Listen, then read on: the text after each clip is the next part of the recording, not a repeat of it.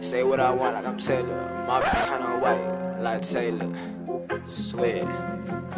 Taylor. We're back at Elajaz Reacts. Today we're getting into an Easy Meal interview. Okay, so we're back with Easy Meal content, but today we're reacting to an Easy Meal Dubai interview by Albert Santos Gayo. Okay, so what I've started to do now, you know what I'm saying, me as an interviewer, I've also started to get into reacting to other people's interviews. You know what I'm saying? Why not? You know, and how I'm gonna do this is I'm gonna react to artists, and then I'm gonna react to their interviews so I can learn, learn more about them as people outside of their music. 'Cause a lot of times when we're here at the Elajaz React channel, I'm finding out about these people for the first time. I don't listen to, like, I listen to the music I want to listen to, you know what I'm saying, which is mainly hip hop and R&B. But when it comes to these different type of genres and different type of artists that I've never heard of, you know what I'm saying, I'm gonna listen to their music, react to their music, whatever, and then also start to react to their interviews. And we're gonna rate their interviews based on them as an interviewee, as well as the interviewer, because I'm also an interviewer as well. So I feel like I can also you know, be able to give some type of qualifications and classifications and whatnot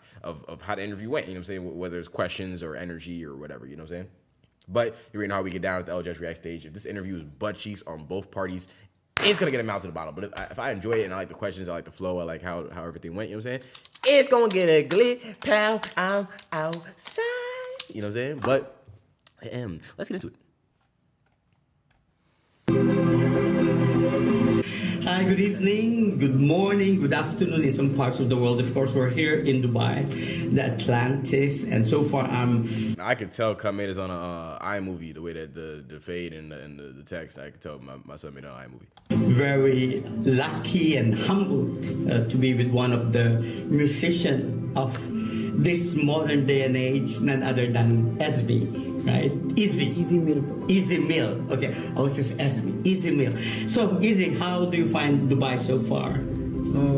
It's awesome. It feels good to just see how a lot of things have changed, because the last time that I was here, I was actually really tiny. I was like probably like 7 or 6 years old. Oh, okay, so you were actually in the Middle East. Yeah. And how long did you stay here for? Probably like almost a year. Baby Mill. That's what look like he should be in a Grease movie, boy. You know what I'm saying? My son got the slick back hair, boy. Jesse for Family, Full House. You know what I'm saying? My son look like the Slender Man, boy. My your ass. You know what I'm saying? Nah, it's just jokes. Relax, guys. Damn. Sheesh. Okay. For a little bit here, actually. And what can you remember? Can you remember those days? I remember that the Burj Khalifa was not here yet. Okay. Yeah. Okay. So I just remember seeing. What is a Khalifa? Burj Khalifa? I don't know what that is. Can you remember those days? I remember that the Burj Khalifa was not here yet. Okay. Yeah. Okay. So I just remember seeing Burj Al Arab, right, and we haven't even gone back to the place or like visited the old area that we used to live in. Okay. So I'm looking forward to that if we get some time to be visiting that. Yeah. A lot of the improvements have happened throughout, like, you know, the cityscape. It's crazy to see. He looks pretty much the same though than when he was younger. That's kind of crazy. This man looks identical from when he was a youth dem.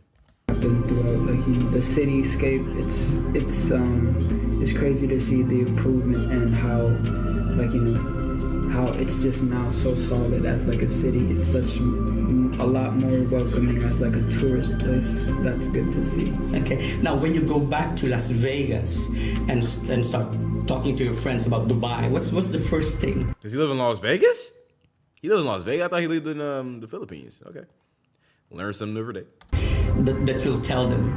Well, I would actually tell them how similar it is to Vegas in terms of like the spaciousness of the roads and like the construction architecture of like the roadways. Like, we were in a bus ride on the way back home to the hotel, and we were saying like this roadway looks like I-15. Okay. Yeah. So like, I think also because Las Vegas was also built in the middle of the desert, right? Yeah. And that's almost true. the same here. So I think in terms of architecture and weather and roads, maybe that's where the similarities comes in. Yeah. Now, going to your music, when did you start? You write your own materials, right? Yes, yeah. When did you start doing that? I started writing my own music when I was in college, so but it was like, you know, just rough drafts of like trying to. My son looked like he was out here thugging, boy. This was like the thug fit, boy. The snap shit, the damn snapback with the shadows covering your face.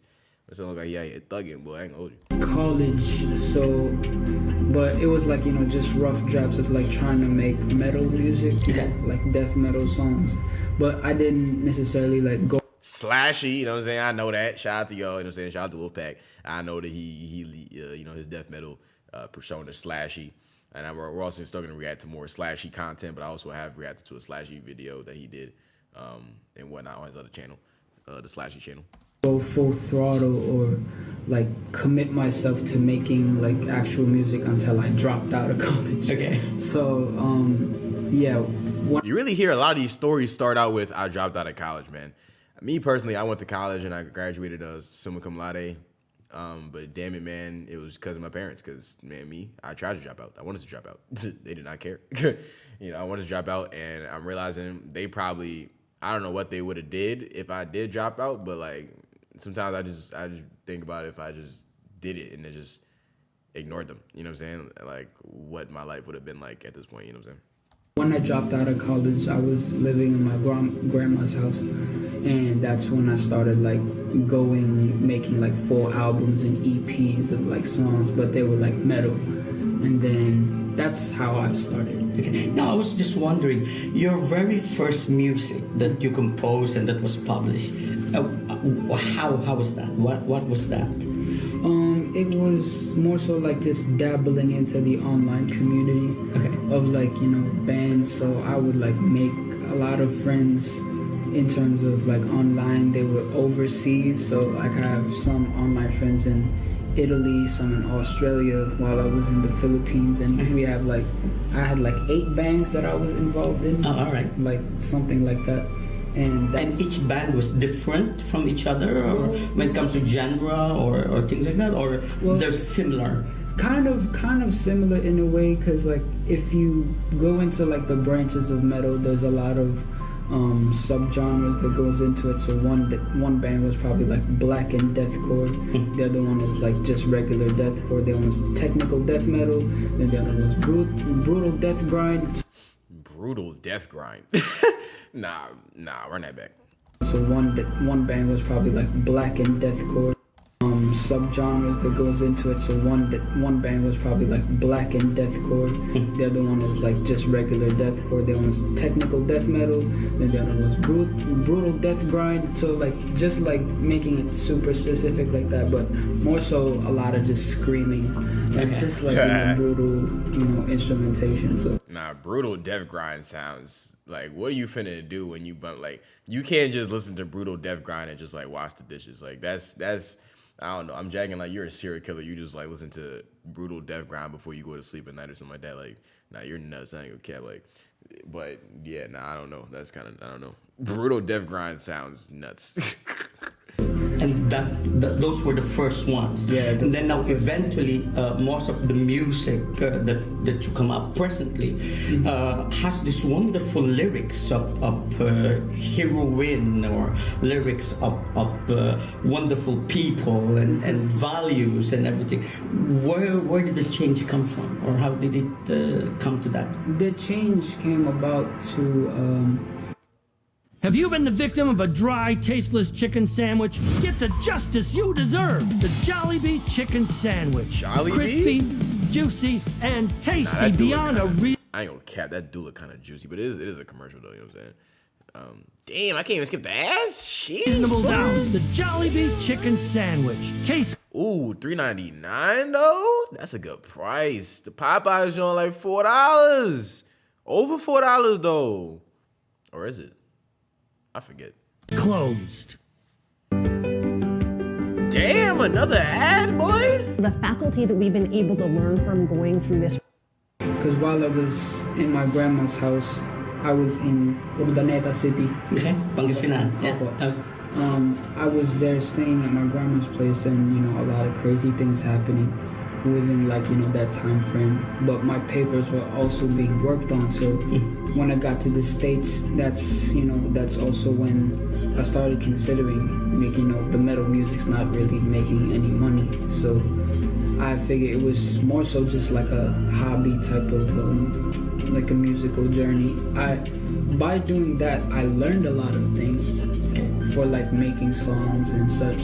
So when I transferred my skills over to, I would say though, like metal it's not the most popular genre. That's a fact. Like metal is not the most popular genre, and it probably is more so of a niche audience. And I'm not part of like the metal audience. You know what I'm saying? So I don't necessarily know how that goes. You know what I'm saying? I don't know how strong the metal community really is.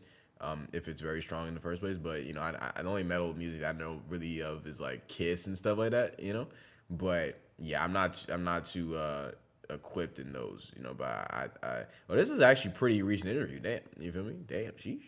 Like making rap music and pop and R&B, it kind of translated in a way to like knowing how to work around like the computer softwares, and then building instrumentals for like mixing the vocals on top of the instrumentals. So that's how it translated in terms of like a skill set. So basically the metal beat kind of was like a training ground. And then when I went to the rap and stuff, it just worked out. There was some adjusting had to happen because mixing like rap and pop and R&B, you have to be a lot more clean with it because you're obviously using your clean voice, not like a harsh vocal or screaming. So that's a little bit of adjusting, but that's how it turned out to be. And then in terms of writing the lyrics too, you have to get a little more personal, something that like regular music listeners. Yeah, I remember in one of your songs where you says that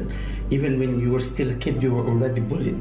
I was just listening to that song just on our way here, and as I said, wonderful lyrics. Now, how do y'all feel about bullying though? I feel like, because all right, bullied is probably a strong word, but I was definitely made fun of. But I feel like as a kid, like everybody gets made fun of. I feel like you shouldn't take that away from children, you know what I'm saying? Like, because it does kind of make you stronger. Like, it made me stronger a lot growing up, like, because, it made me realize early people are nice. It made me be able to have to come up with jokes back and just not be able to get bullied. I wasn't ever, like, physically bullied, I'll say that. But definitely verbally, for a fact. You know what I'm saying? I was always kind of like, not always, but when I was young, I was like smaller at times. Had a high-pitched voice. I was a nerd. So it was like, I got made fun of a lot. I don't think that like bullying is necessarily a bad thing. Those are not physically, you know what I'm saying? But like it kind of definitely makes you a stronger person and teaches you a lot when you're young, I ain't gonna lie. How would you like your fan to remember you? Let's say 15 years, 20 years from now. I would say, the line I would take from that is not actually that original, but like the line that's popping up to me right now is a line that Joyner Lucas said in a song that he had with Eminem as like an underdog that never lost hope. Underdog that never lost hope. Yeah. Wonderful. Nice. Yeah, something like that. Okay. Now I know that you're performing tomorrow. Right? The day after. The day after tomorrow. Okay, and the tickets are sold out. I mean, we can't even get ticket ourselves. It's crazy, right? And yes. Sir. Your lineup on that particular performance, which will be day after tomorrow, was this prepared beforehand, or you're just taking it randomly, or is there any particular message that you'd like to say to your fans when you do your performance? What I'm gonna say to my fans, probably they would have to, cause it'll be streamed live on KTX and so they'll be able to witness what I will be able to say in front of everyone, and I'm just excited to perform in front of What does his jacket say? Does that say Aspen? Aspia? A stage that big, so it's just an honor to be able to share that stage with everyone else. And yeah, I'm anxious, excited, all of those feelings wrapped up into one. I'm just ready. Okay, right. Well, we look forward to that. And we'll look forward to more of your wonderful songs, wonderful lyrics to come. Thank you, sir. Thank you. All right. Thank you. Oh, my son got credits too, boy. Talk to me.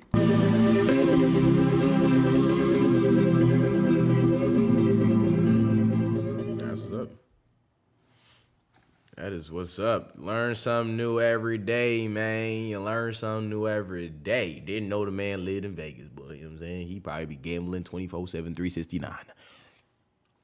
That was Easy Mill getting interviewed in Dubai, my boy. Now, I'm going to say I did learn something new. I actually did not know that man lived in the United States. That's what was that? Like the different genres of death metal.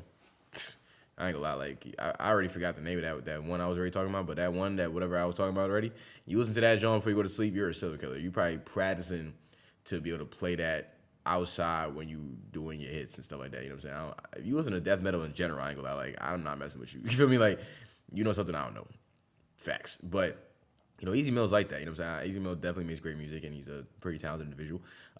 You know, I felt good and bad about his music, but, you know, I think a lot about music is that it should make you feel something at the end of the day. You know what I'm saying? Like, music should make you feel some type of emotion, whether you hate it, like it, whatever. If I listen to your music and I feel nothing and I left with nothing, like I walked in with nothing and left with nothing, like no emotion, then, yeah, to me, that's just like you didn't do a good job at that point. You know what I'm saying? Like, your job was not fulfilled because you didn't make me feel anything. You know what I'm saying? Like, feeling is something that not a lot of people, people do have emotions, stuff like that, but making somebody feel is very important, you know what I'm saying? But for the interview in general, I like the interviewer. He made me hear things from Easy Mill with certain questions that I wouldn't have known.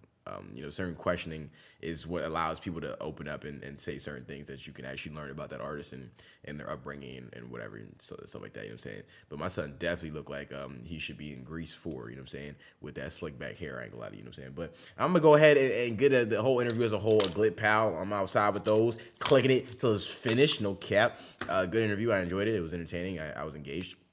And like I said, I definitely learned new things about Mr. Easy Mill so that I can take into his next song that I end up reacting to or whatever, you know what I'm saying? But, ladies and gentlemen, make sure you go ahead and subscribe to the Elajaz Reacts YouTube channel.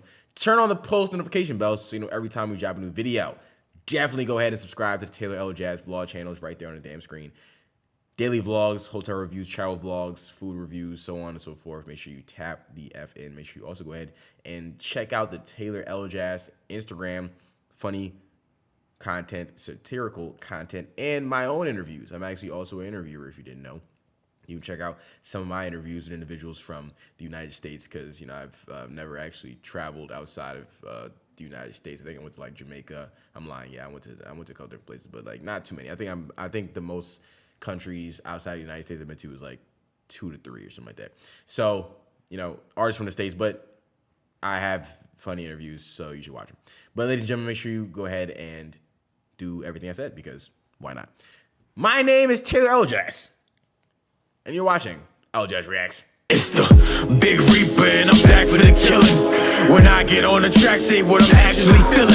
I'm a murder baby, you my next victim maybe. Don't nobody don't believe me when I say that I'm crazy.